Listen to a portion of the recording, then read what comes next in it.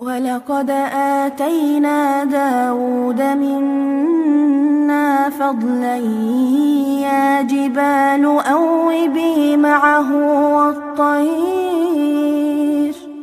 وألنا له الحديد أن اعمل سابغات وقدر في السرد واعملوا صالحا إني بما تعملون بصير. ولسليمان الريح غدوها شهر ورواحها شهر وأسلنا له عين القطر ومن الجن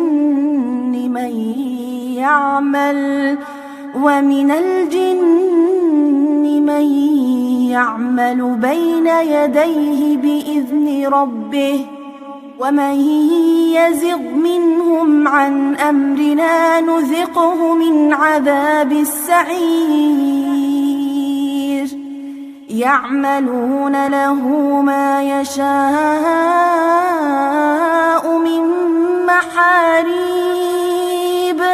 من محاريب وتماثيل وجفان كالجواب وقدور الراسيات. اعملوا آل داود شكرا وقليل من عبادي الشكور. فلما قضينا عليه الموت ما دلهم على موته إلا دابة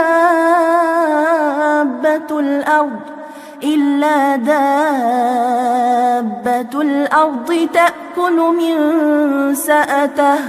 فلما خر تبينت الجن أن لو كانوا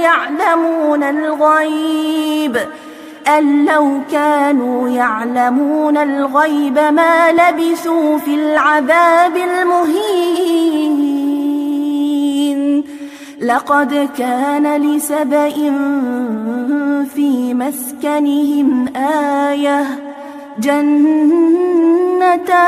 عن يمين وشمال كلوا من رزق ربكم واشكروا له بلدة طيبة ورب غفور. فأعرضوا فأرسلنا عليهم سيل العرم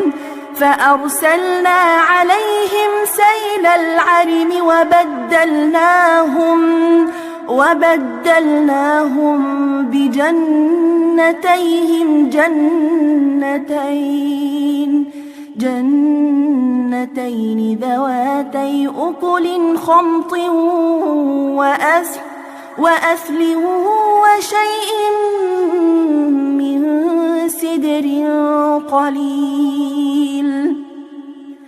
ذلك جزيناهم بما كفروا وهل نجازي إلا الكفور.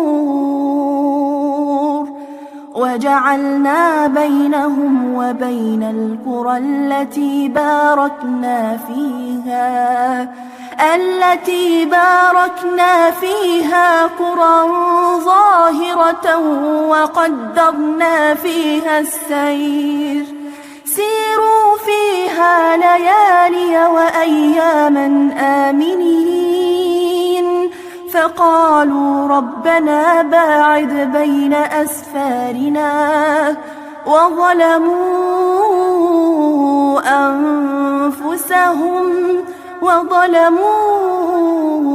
أنفسهم فجعلناهم أحاديث ومزقناهم كل ممزق إن في ذلك لآيات إن إن في ذلك لآيات لكل صبار شكور.